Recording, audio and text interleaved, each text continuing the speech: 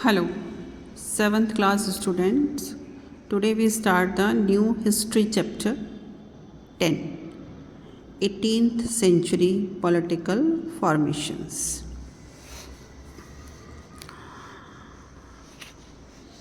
During the 18th century, you see the different kind of cultural development in the country, as well as the Mughal Empire is the biggest empire of this time.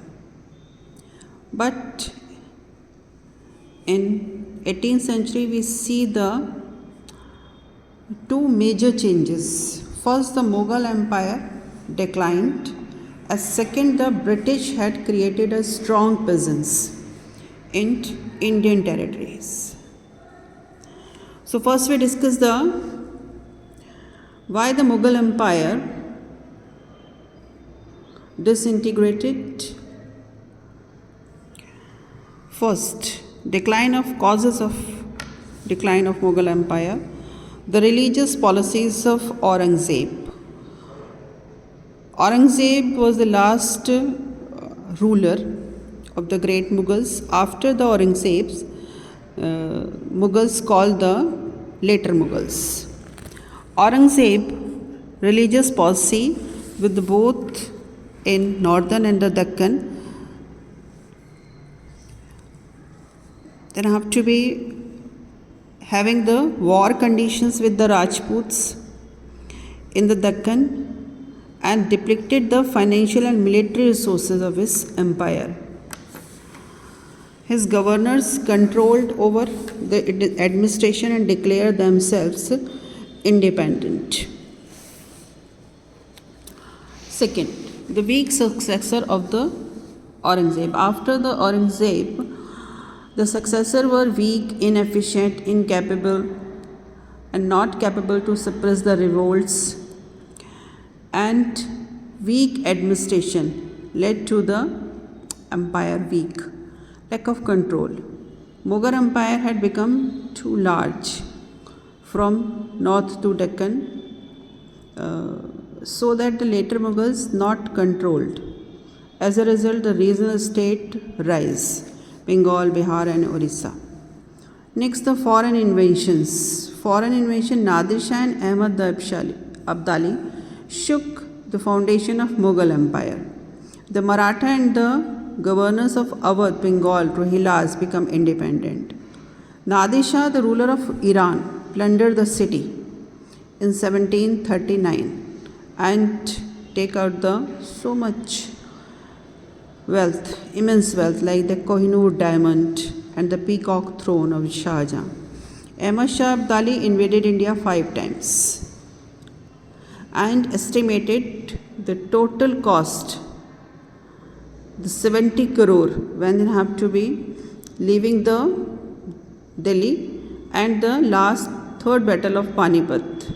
Ahmad Shah declared Shah Alam II as the emperor. The third battle of Panipat fought by the Ahmad Shah Abdali and the Marathas. Izardari system. During Aurangzeb rule, the Jagirdari system had started falling apart of number of Mansabdar allotted the Jagirs or the land against their services. This result, they become the more powerful.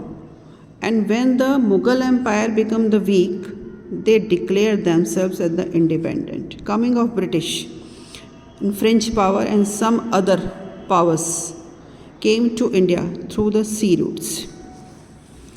So in this chapter we read about the rise of new states. The old Mughal provinces declared themselves independent. These are Awadh, Hyderabad and Bengal. Independent regions, Amber, Mewar and Marwar. New state which more formed by powerful regional groups like the Jat, Sikh and the Marathas. So today we discuss the case study related with the Awadh. Shahadat Khan appointed the Governor General of the Awadh by the Mahmud Shah. They have to be also give the title of the Burhanul Mulk. Later he founded the independent state. and the reason is Ganga plain and the Bengal of north. Awadh name then have to be taken by the Ayodhya, where the Koshalas ruled in ancient times. After that, the Bengal and nearby regions, the Saadat Khan exercised the political subedari, military fauzdari, financial diwani power himself and declared as a ruler. Number of officers, holders, Jagirdars appointed by the Mughals, he also reduced the size of Jagirs and appointed own servants on these positions and regular check on these Jagirdars.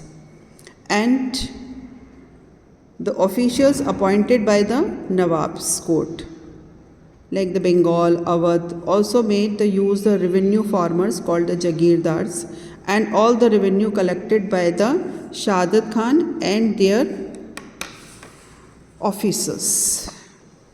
He was summoned to Delhi at the time of Nadir Shah's inventions also. But their policies of Saadat Khan very tolerable and then have to be pay the management equally for the Hindu and Muslims, not like the Aurangzeb. After that, the Safdar Jung succeeded the Saadat Khan and appointed as a Wazir, as well as the Wazir and Nawabship carry on in the Awadh.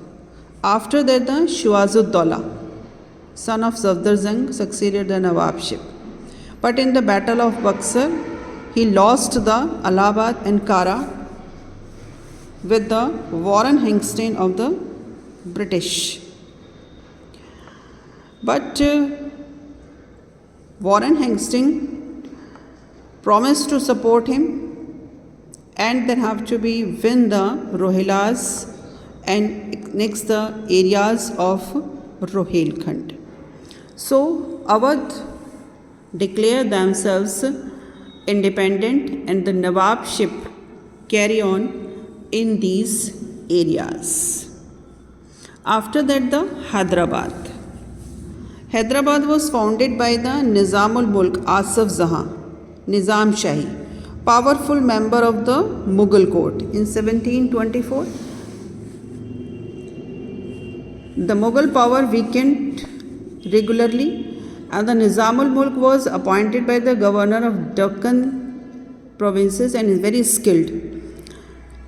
He appointed their own Mansabdar, granted Jagirs, as well as a servant of the Mughal emperor declared themselves as a Nizamul Mulk.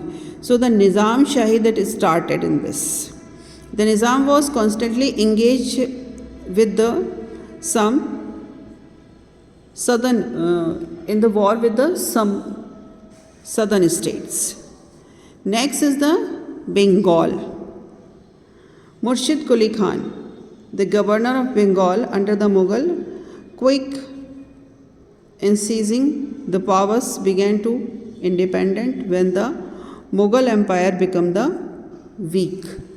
Murshid Quli Khan do some arrangements, means reorganization of finance, means you have to be also transfer the large part of Jagir lands into the Khalisa, that is also called the crown, means all the lands go in the hands of crown or the king. Recognition of the administration by giving the opportunities of employment Hindu and Muslims equally. Expansion of trade and commerce. They provide the security on roads and rivers, regulating the foreign trade companies. And after the death of Aurangzeb and Farrukh Shias, declare themselves the independent. Establishment of law and order. It's very good in the time period of Murshid Quli Khan, and Bengal become the important and more prominent part of the Indian territories. Thank you.